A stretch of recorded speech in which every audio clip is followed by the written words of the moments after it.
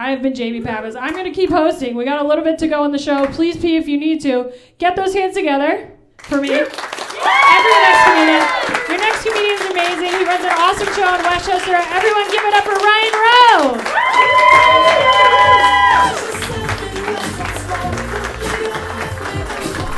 Keep it going for Jamie, y'all.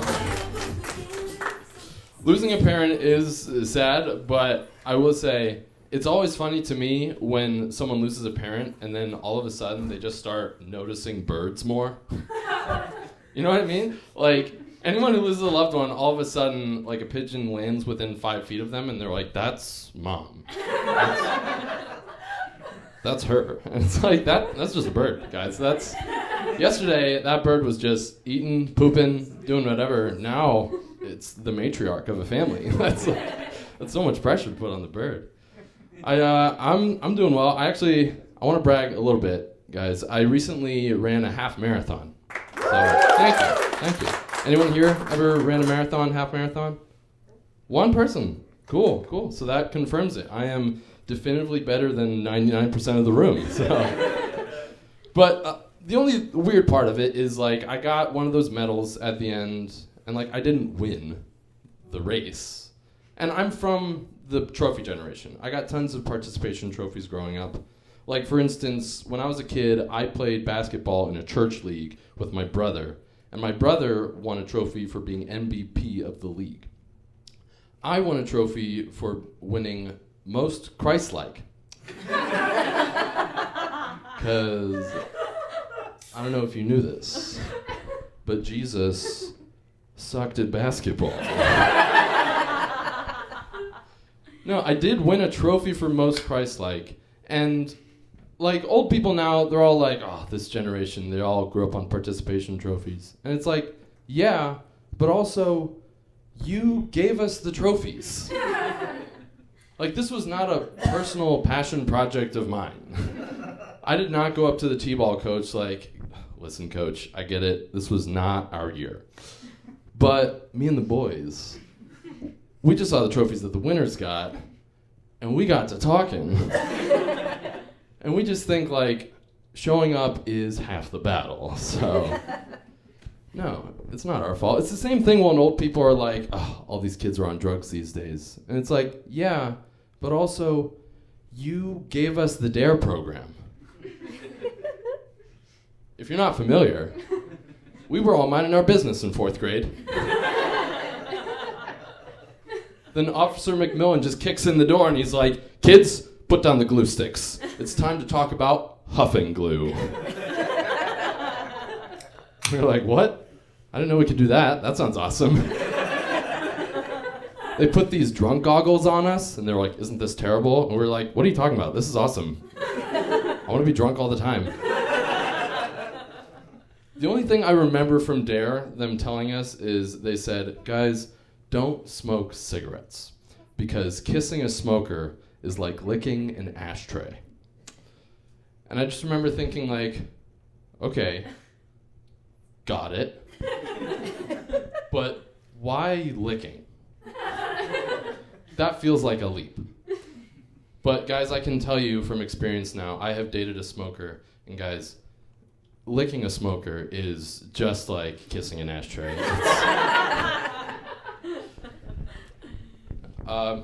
Speaking of DARE, I understand I have a very aggressive resting cop face, but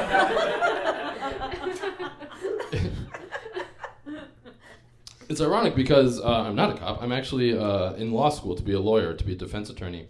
And thank you. And the one thing that happens every time I tell someone that I'm in law school, I tell them I'm in law school, and they say, wow, that's crazy, because I'm getting a divorce. And I'm like, that is crazy. And they're like, do you have any advice? And I'm like, don't do it. You love her, right? Maybe do it. I don't know. But the other thing about the way I look, I feel like a lot of guys see my face and they instantly just think, that guy wants to hear my golf story. And I don't. I could not care less. Some of you guys in the third row, as soon as I walked up here, you were like, I'm going to tell him after the show. He wants to hear about the par 5. I know. I could not care less about anyone's golf story. They are the most forgettable stories you've ever heard. Like, if you've heard one golf story, you've heard 0 golf stories. They're that unremarkable. But I am a sports fan. I actually really like the sport of curling. You guys know what curling is? Yeah. You take a large rock and you slide it down a long sheet of ice, and if you land it right on the bullseye, you're still not an athlete. I don't know if you saw this. At the last Winter Olympics, a Russian curler got caught using steroids. And we as a curling community all asked, why? Like, there's no strength involved. Like, using steroids in curling is just as effective as using Diet Dr. Pepper in curling. Like, there's no difference there. But you meet some interesting people in the curling community. Like, I met this guy named Matt. Matt is a gold medalist in curling. And he's an Xfinity technician in Eau Claire, Wisconsin. That's the same guy who has a gold medal, is also the guy that plugs in your cable box and mansplains the remote to you. That's the life of a gold medalist. But can you imagine the icebreaker that guy has? He's like, so, your cable package includes a Stars channel, Showtime, and, the Olympic channel. You ever been to the Olympics? No? Oh, you're missing out. It's tough, though, seeing so many people lose. It's really... Oh, sorry. I totally forgot I was wearing my gold medal. What sport is it in? Oh, it's kind of like a chess on ice kind of thing. It's a lot of strategy and accuracy. Is it curling? Yeah, it's curling. I come from a pretty big family. I'm the 3rd kid in my family, which I think has its pros and cons. Like, a pro of being the 3rd kid is that there's no pressure on you whatsoever. For instance, my brother, he has 3 kids. And when he announced to our family that he was having his first kid, not kidding, he announced it to us via live television. He announced to us that he was having his 3rd kid via group text. Like, this was me finding out I had a 3rd nephew. I was like, oh. LOL. So, there's no pressure on the 3rd kid. The con of being the 3rd child is that there's no photographic evidence that you had a childhood. Like, there's tons of photos of the 1st kid, and there's tons of photos of the 1st and the 2nd kid together. And then by the 3rd kid, they're just like, film's expensive. I'm like, but Mom, we have a digital camera. And she's like, yeah, Ryan, we're just going to remember it if that's cool. There's very few photos of me as a kid. There's only one video of me. I didn't find it until I was 18. It's on a VHS, and half of it is taped over by an episode of Days of Our Lives. The soap opera on NBC. It's very weird. It's like, here's Ryan. He's standing up. He's standing. I didn't murder your husband.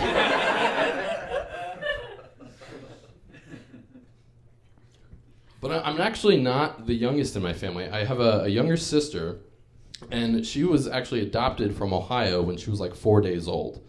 And yeah, it's kind of weird right now, only because we just recently told her about it. And yeah, it's devastating for her to find out that she was from Ohio. I mean, she always knew she was adopted. We just couldn't bear to tell her where from.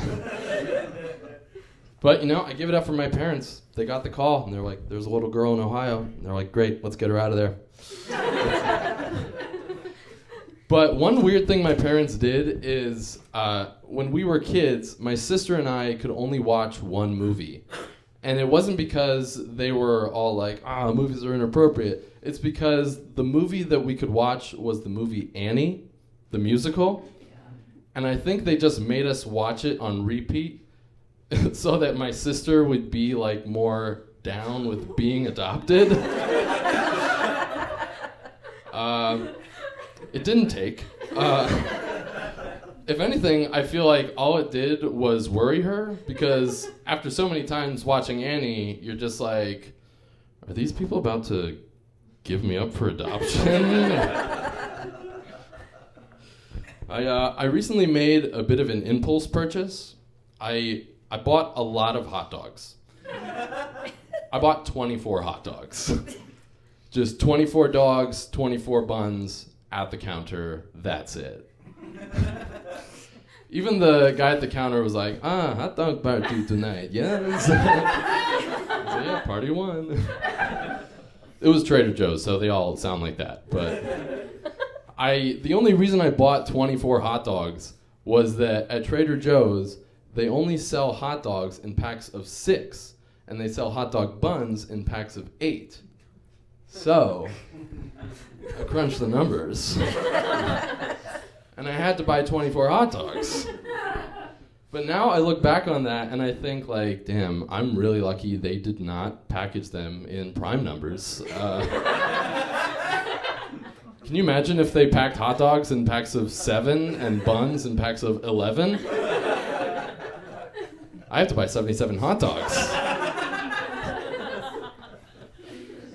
I've been dating a little bit recently. That's been fun.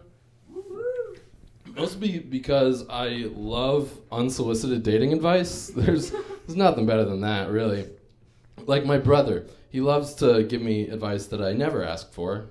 He'll just be like, Ryan, like, you just gotta put yourself out there, man. And I'm like, you literally met your girlfriend on Xbox. Like, please don't lecture me about that. Recently, he said to me, he was like, whatever you do, don't let the girl you're dating meet your attractive friends. Which is really the nicest way to call someone ugly. Like, thanks, bro. It's kind of a non-issue, but thanks. But the fun thing about being a comedian and going on dates is that people tell you things, and then they're like, "You're not going to use that in your act, are you?" And I go, So this one girl, I went on a blind date recently. That was a new experience. I got set up with this girl, and she told me that she lived on a 3rd-story walk-up, and that she had a broken ankle, so she literally couldn't leave her apartment. So she invited me over, and I went up to the 3rd floor. First thing out of my mouth was, "Wow, you're just like the hunchback in the bell tower." She goes, "The hunchback?" And I'm like, "Well, the stuck part." And she's like, "Why wouldn't you say Rapunzel?" And I'm like, wrong literary reference. But I also used to date this girl who was a nurse for a while. That was cool, you know. It said on her Hinge profile, nurse, and I was like, perfect, because I am deeply unhealthy. I have eaten 6 hot dogs in the last 24 hours. A nurse would be great. But she told me that a few years prior to meeting her, she had a patient who literally inhaled a hot dog into his lung. I know. And I was like, geez, thank God she didn't recognize me. All right, I'll end on this. I recently got a haircut, and I had probably the most awkward interaction I've ever had in my life. I went to a place called Sports Clips, and I went for the same reason that anyone goes to Sports Clips, which is I like sports, and I have no idea where to get a haircut. So I go to Sports Clips, and you know how barbers are. They're always like, what are we doing tonight? What are we getting into? I'm like, I don't know, it's Wednesday at 3. What am I supposed to be getting into? But this barber, she didn't ask me any of those questions. She actually asked me something very specific. She said, were you just in Lynchburg? And I go, yeah, just last weekend. And she goes, okay. And then we didn't talk the rest of the haircut. And it wasn't until after I left that I realized what she actually asked me was, were you just on your lunch break?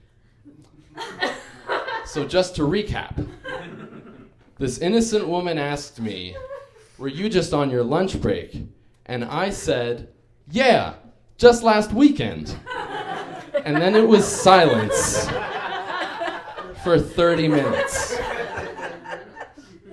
I have not stopped thinking about that ever since. And if I can't stop thinking about that, she definitely cannot stop thinking about that. Thank you guys. That's been my time. Give it up for your amazing host, Jamie.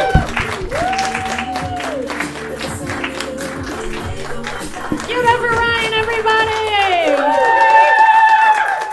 Ryan, I think that speaks more to you and why you didn't ask her what she was doing in Lynchburg.